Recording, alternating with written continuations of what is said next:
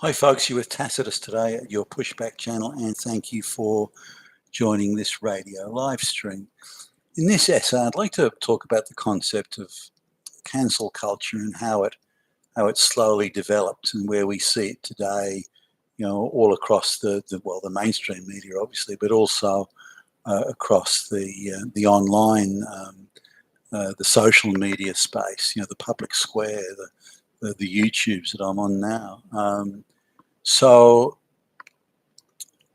the globalists, they're implementing a program, the globalist program on the West, which is going to make the Western citizenry much poorer and have a lot less, be less healthy, have less access to services.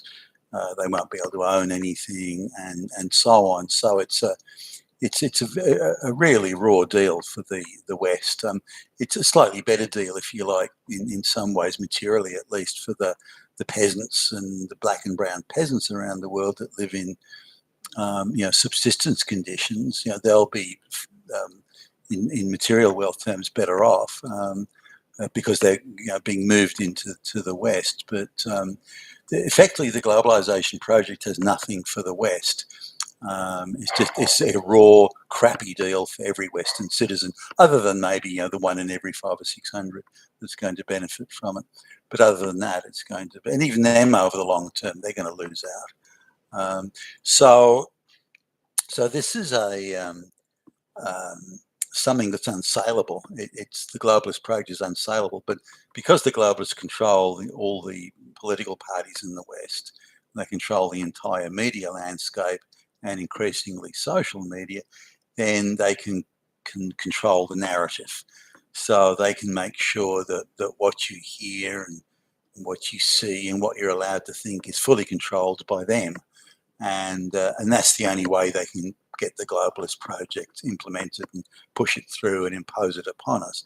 If they didn't have control of the narrative, make no mistake, the globalist project would go up in flames, within days of them losing control of the. So as you can imagine, they put a huge amount of effort into controlling the narrative. Now, I first noticed this in following the fall of the Berlin Wall and the fall of the Soviet Union, that the globalists were almost immediately, out pushing the globalist message. At first, they didn't control all the political parties, and they didn't control the media. They controlled pockets of it here and there. The social media space didn't exist then, so they didn't need to control that. But I noticed editorials in the newspapers starting to change at that time and starting to talk about, things that I thought were like marriage was an oppressive institution and women had a right to work. Women should work. If women didn't work, then that meant they were being oppressed by their husbands. Now, having been a close sort of, having studied Soviet history quite closely, I was shocked because this was exactly the propaganda, exactly, not slightly changed, exactly the propaganda that was used by the Soviet Marxist communists to get women out of their houses and into the workforce, particularly, say, women that had been used to working in agriculture, farming peasants, that sort of stuff. Women would usually work seasonally, maybe planting the crop, bringing the harvest, but otherwise would stay and look after the children while the men did the work. But the Soviets wanted to change that. Their economic vision was that if everybody worked and everybody consumed, that would be the most efficient form of a way to run an economy in terms of productivity and level of consumption and so on. They actually had a point there, but the way they went about it, instead of saying to women, well, look, we'll pay you this is why it's going to be better. Instead of doing that, they went the opposite. Rather than convince women it's a good way to go, which it wasn't. I mean, you're going to work in some dirt floor shitbox factory and get treated like shit and so on. That's no one's going to go for that, which is a bit like what globalization is like for the Western citizenry. But what they did is they said, you know what, marriage is an institution. Your husband is oppressing you. You are chained to the kitchen. And the only thing you can lose by going to work, the only thing you're going to lose is your chains. You will discover freedom. You will discover a fucking paradise. If your husband tries to talk you again away, then you report him to the authorities because he's a damn fucking oppressor. He's an enemy of the people, enemy of the fucking people, and we're going to deal with him. So you just tell us, and we'll take care of that motherfucker. So this is the propaganda, and this same propaganda. The motherfucker bits, I'm adding that in, but that same propaganda was used, and I started to see it appearing pretty much in the early 90s, maybe, 92, 93, somewhere around there. And I noticed it all across the West because I was doing a lot of traveling then and did for many years subsequent to that. And so, I could see the same articles appearing in Canadian newspapers, American newspapers, British newspapers, Australian, and all over the Western world, Germany and so on. This was Holland. Holland was a big one for that. So this was clearly a globalist. Not that I realised at the time. I thought, well, why are these Western media outlets using Soviet-style propaganda to create gender conflict in the West? And I shook my head at the time, thinking that doesn't make any sense. Why on earth would they be doing that? Creating social conflict. Not realising at the time, of course, it was part of the globalist plan, the globalist shtick to get more women in the workforce, so depress wages and increase consumption. Now, this had been something that both the right and left-wing think tanks had been talking about from probably the early 1970s, really. Talking about it in abstract theory initially, but getting more practical as time went on. They didn't think they could implement it because if they did, they would be accused of being communists. And everyone was a little gun shy of that. But when the Berlin Wall fell down and the communists had no more powerful state sponsors with the Soviet Union gone, then they were emboldened to make their move, and they did. So now, at the time, though, there were newspapers, this is the early 1990s, there were newspaper articles that were arguing the opposite, that were talking about just what I've said, why create gender conflict? Sure, wages may be lowered or held in check, and consumption of consumer goods may increase. That's fine, but these same people will then have fewer children. So what are we going to do for the next generation of workers and consumers if people aren't going to have as many children? And even then, I remember articles talking about, well, if two people are working full time and in jobs, say maybe they can get a bit of overtime, that's something they may put their resources into consumption, such as buying a bigger house or something like that, nicer car, and not put their resources into bringing up a family or procreating. And this was a risk, and how then would the society replicate itself? And there were talks of various things like, would immigration solve it? Would greater robotics? There's a lot of talk at the time about automation in manufacturing and so on. It was overhyped, but the argument went that maybe a large population won't be needed if indeed society automates to the degree that some of these editorial pieces were suggesting. So as time moved on, though, the calls for social division and that family law and divorce law should be changed. Divorce should be much easier. Women should be encouraged to leave their husbands. All husbands are wife-beating fascist Nazi Hitlers, and the propaganda became quite extreme. Again, mirroring quite closely the Soviet propaganda of the 1920s and probably late 1920s and into the 1930s. When the second 5-year Soviet plan was put into effect, which is an approximation what the globalists want to do to the West, by the way. Have total control of everything, so they can just implement whatever plans they want.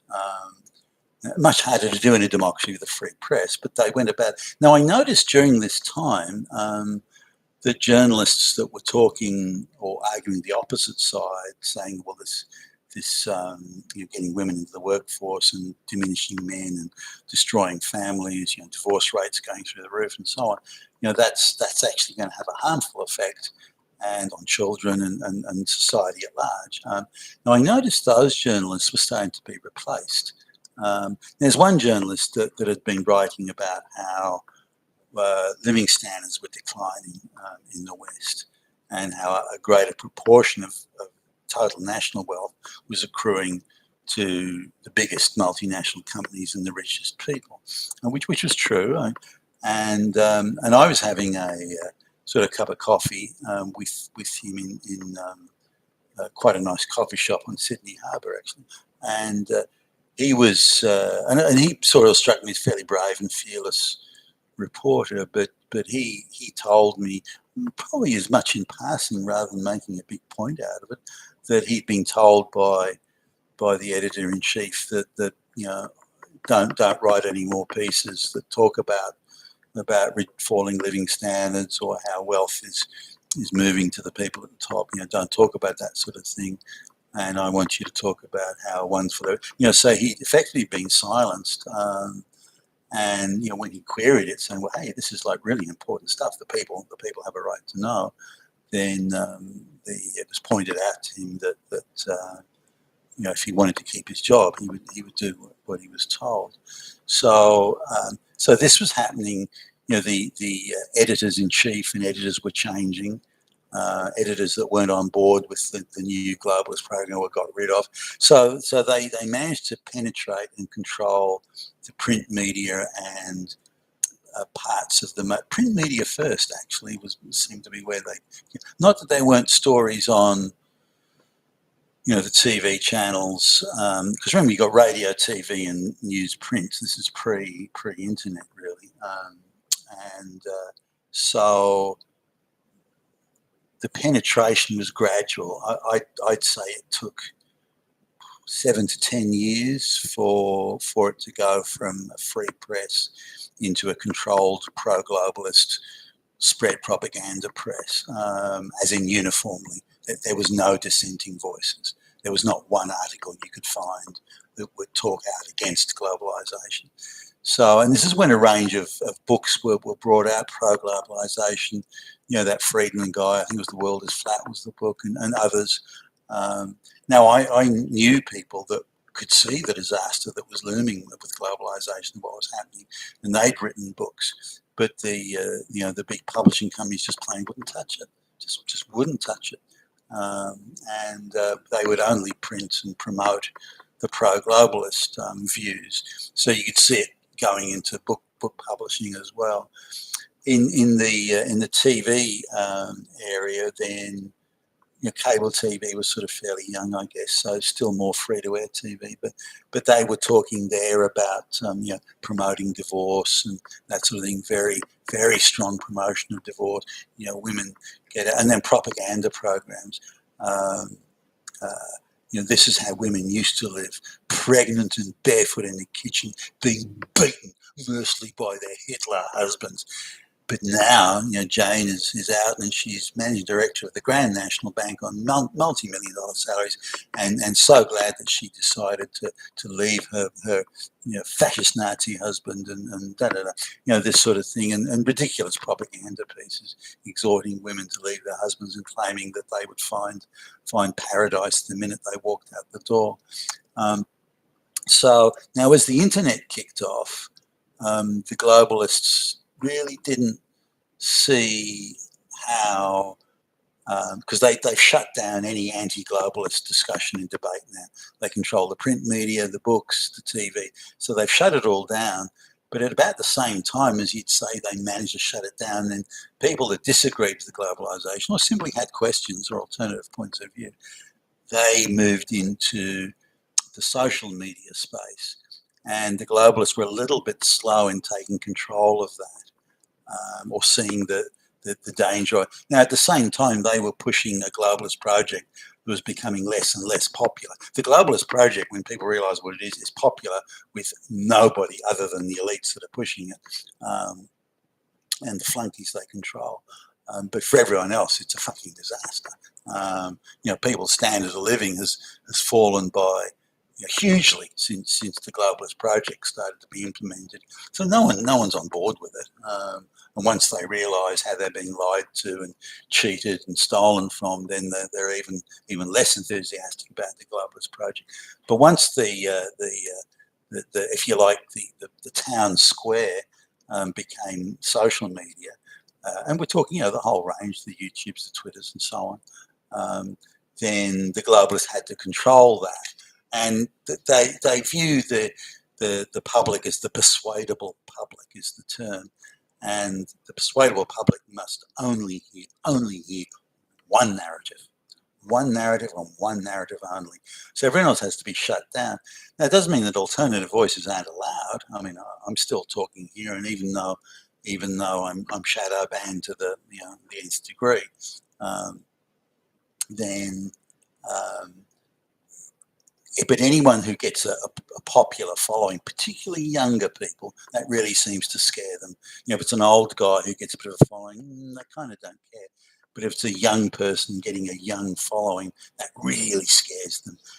But I don't know if you noticed, every young person that I've seen who's got a popular following, who is not a globalist, who's got a popular following on YouTube or any of the places, Twitter, gets shut down and cancelled. Now, how are they doing this cancelling? It's all very well to sort of call the proprietor of a newspaper or something like that, or say the proprietor won't agree to globalist views. Then all they do is they'll mobilise the capital, and the big end of town's got the money to do this, and they just buy the guy out and then take over and say, okay, now I own your newspaper, and now it's a globalist rag. But in the social media town square, I was sort of stunned at how all of the people that own the social media companies, all of them happen to be super woke. No, I don't think they actually are super woke. I think they're just super pro-globalist, and I think the success of their businesses was probably predicated on them agreeing to, we will destroy you, we'll kill you, and unless you agree to these globalist things, and if you do, then we'll make you very rich. I think it more went along those lines, and it just seems inconceivable that many people would all be woke leftist, pro-globalist at the same time, and on exactly the same issues, and would all exactly follow the globalist script. I just don't believe that. So there must have been inducements and the big end of town saying, well, we'll finance you again, we'll make you rich if you do what we want.